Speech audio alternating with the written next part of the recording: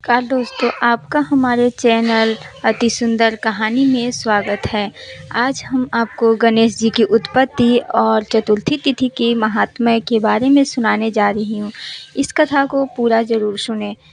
इससे भगवान गणेश आप पर अति प्रसन्न होंगे तथा आपकी मनोकामना भी पूरी करेंगे। तो चलिए अब हम कथा शुरू करते हैं। पूर्व समय की बात है। संपूर्ण देवता और तपोधन ऋषिगण जब कार्य आरंभ करते तो उसमें उन्हें निश्चय ही सिद्धि प्राप्त हो जाती थी। कालांतर में ऐसी स्थिति आ गई कि अच्छे मार्ग पर चलने वाले लोग विघ्न का सामना करते हुए किसी प्रकार कार्य में सफलता पाने लगे और निकृष्ट कार्यशील व्यक्ति की कार्य सिद्धि में कोई विघ्न नहीं आता था। तब पितरों सहित संपूर्ण देवताओं के मन में यह चिंता उत्पन्न हुई कि विघ्न तो असत कार्यों में होने चाहिए, सत्य कार्यों में नहीं। ऐसा क्यों हो रहा है? इस विषय पर वे परस्पर विचार करने लगे।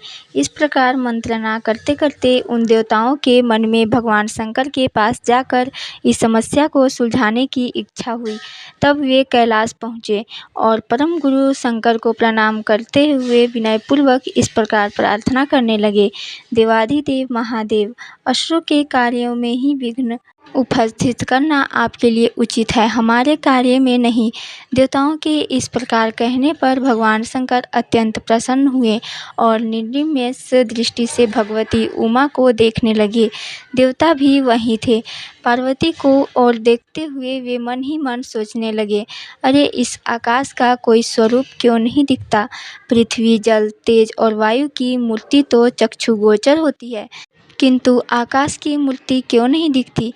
ऐसा सोचकर ज्ञान शक्ति के भंडार परम पुरुष भगवान रुद्र हंस पड़े।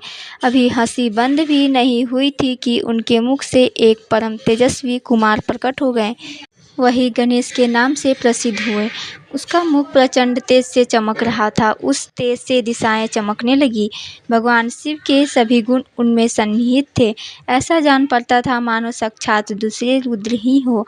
वह महात्मा कुमार प्रकट होकर अपनी सस्मित दृष्टि, अद्भुत कांति, दीप्ति मूर्ति तथा रूप के कारण देवताओं के मन को मोहित कर रहा था। उसका रूप बड़ा ही आकर्षक था। भगवती उमा उसे निर्निमेष दृष्टि से देखने लगी। उन्हें उसकी ओर टकटकी लगाए देखकर भगवान रुद्र के मन में क्रोध का आविर्भाव हुआ गया। अतः उन परम प्रभु ने उस कुमार को शाप देते हुए कहा, कुमार, तुम्हारा मुख हाथी के मुख जैसा और पेट लंबा होगा। सर्प ही तुम्हारे यज्ञोपवीत का काम देंगे। यह नितांत सत्य है। इस प्रकार कुमार को शाप देने पर भी भगवान शंकर का रोष शांत नहीं हुआ। उनका शरीर क्रोध से कांप रहा था। वे उठकर खड़े हो गए। त्रिशूलधारी रुद्र का शरीर जैसे जैसे हिलता था वैसे वैसे उनके श्री विग्रह के रोमकूपों से तेजोमय जल निकलकर बाहर गिरने लगा। उससे दूसरे अनेक विनायक उत्पन्न हो गए। उन सभी के मुख हाथी के मुख जैसे थे तथा उनके शरीर की आभा काले खैर वृक्ष या अंजन के समान थे। वे हाथों में अनेक प्रकार के अस्त्र शस्त्र लिए हुए थे। उस समय उन विनायकों को देखकर देवताओं की चिंता अत्यधिक बढ़ गई। पृथ्वी में क्षोभ उत्पन्न हो गया।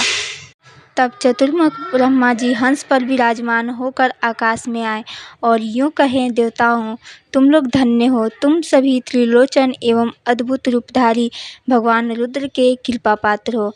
साथ ही तुमने असुरों के कार्य में विघ्न उत्पन्न करने वाले गणेश को प्रणाम करने का सौभाग्य प्राप्त किया है। उनसे इस प्रकार कहने के पश्चात ब्रह्मा जी ने भगवान रुद्र से कहा, विभो, अपने मुख से प्रकट हुए इस बालकों को ही आप इन विनायकों का स्वामी बना दे। ये विनायक इनके अनुगामी अनुचर बनकर रहें।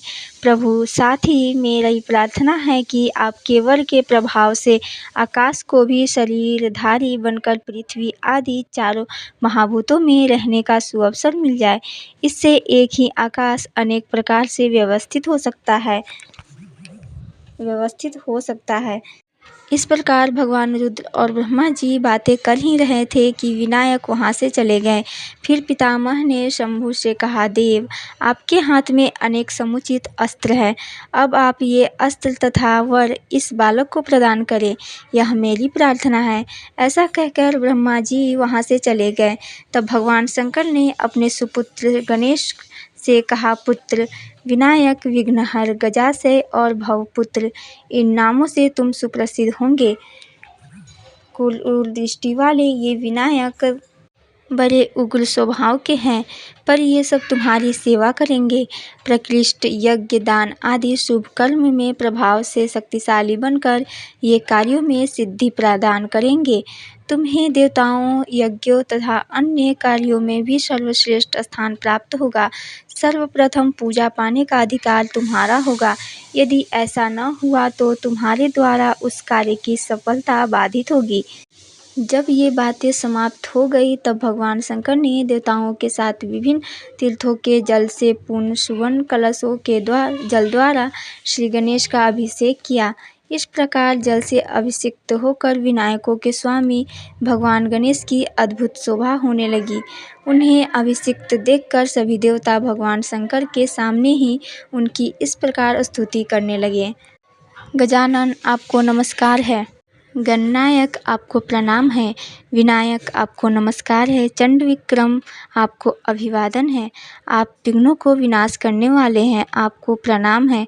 सर्प की करधनी से सुशोभित भगवान, आपको अभिवादन है। आप रुद्र के मुख से उत्पन्न हुए हैं तथा लंबे उदर से सुशोभित हैं, आपको नमस्कार है। हम सभी देवता आपको प्रणाम करते हैं, अतः आप सर्वदा विघ्नों को शांत करें।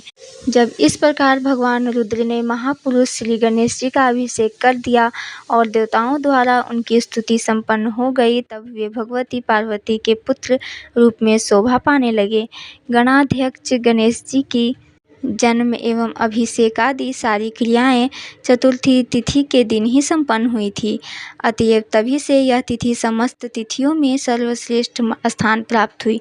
जो भाग्यशाली मानव इस तिथि को तिलों का आहार कर भक्तिपूर्वक गणपति की आराधना करता है, उस पर वे अत्यंत शीघ्र प्रसन्न हो जाते हैं, इसमें कोई संशय नहीं है। जो व्यक्ति इस कथा का पठन पाठन अथवा श्रवण करता है, उसके पास विघ्न कभी नहीं फटकता और न उसके पास लेश मात्र पाप ही शेष रह जाता है। दोस्तों, यह कथा बराह पुराण से ली गई है।